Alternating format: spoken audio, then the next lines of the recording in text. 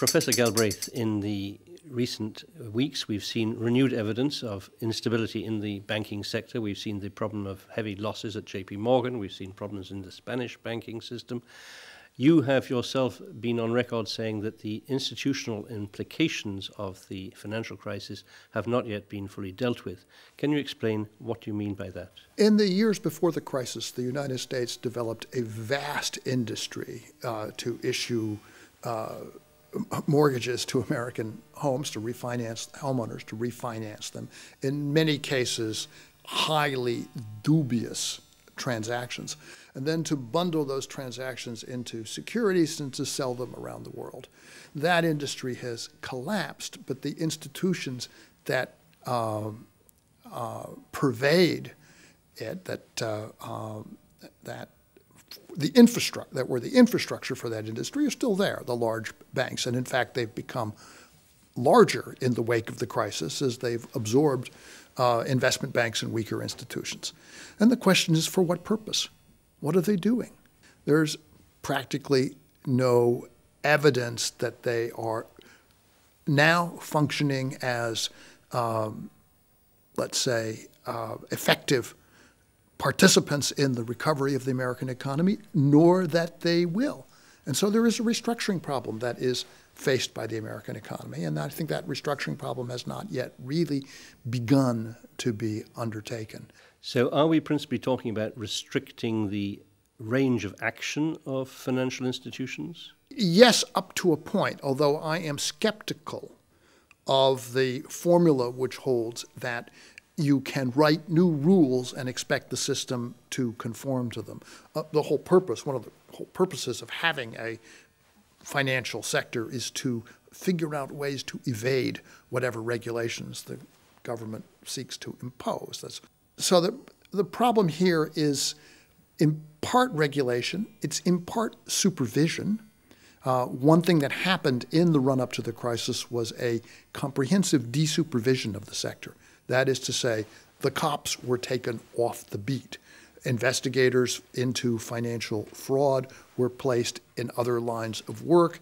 The regulatory authorities were handed over to friends of the industry with a very light-handed approach. And as a result of that, some of the most aggressive and unscrupulous players became the largest and apparently most profitable. These were the out of regulation, the private label mortgage originators, and some of the most aggressive firms in securitizing those loans. So the issue is not just regulation, it's adequate supervision, and it's also size. It's a question of whether we need to have a financial sector in the economy going forward, which pays 10% of wages and earns 40% of profits. We didn't have that 20 years ago, and it's not clear that we will again soon be running the economy through the conduit of these particular institutions. All of this, of course, has implications for the US economy and for prospects for future growth. How do you see the outlook, and how do you see prospects for a genuine recovery?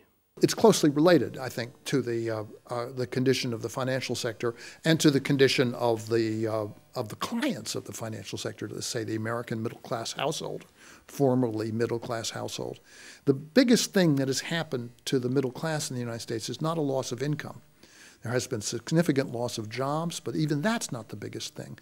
The biggest thing is the loss of value in their principal assets, particularly in their houses.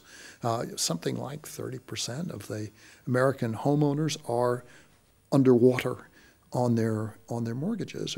And that is a situation which basically impairs them as borrowers and therefore means that their consumption growth is not going to, it's actually going to be slower than their wage growth for a considerable period into the future.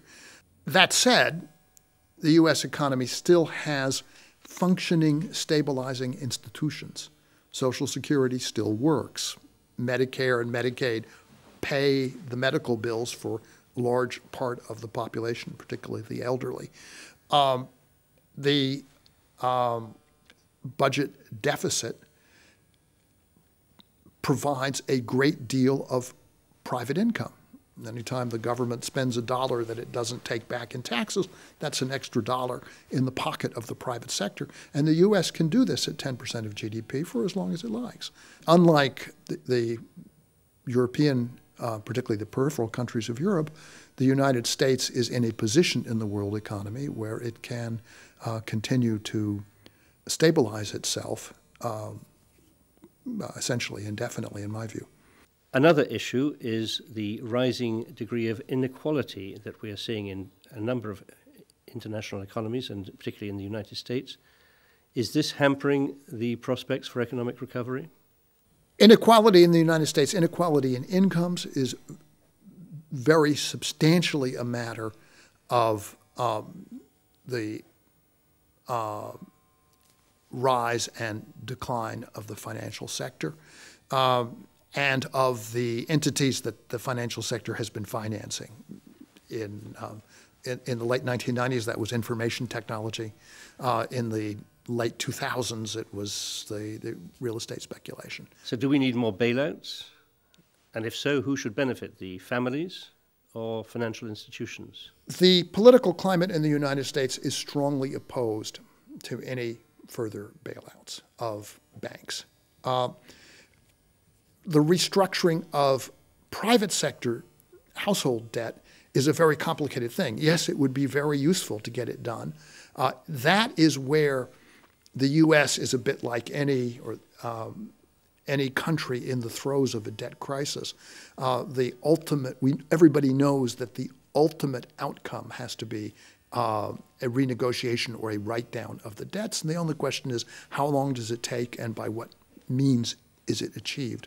So far, efforts to assist the middle class in restructuring their mortgages have been extremely half-hearted and ineffective because the Treasury Department does not wish to impose losses on the banking sector. So the economic policy environment is difficult and the political environment is not helping. What is your assessment of the outlook for the American economy? Well, you know, you have a house. It's surrounded by trees that are in a severe drought. You've got chance of a wildfire causing some damage. You should be taking some precautions. Thank you very much for sharing these ideas with us, Professor Galbraith. Pleasure.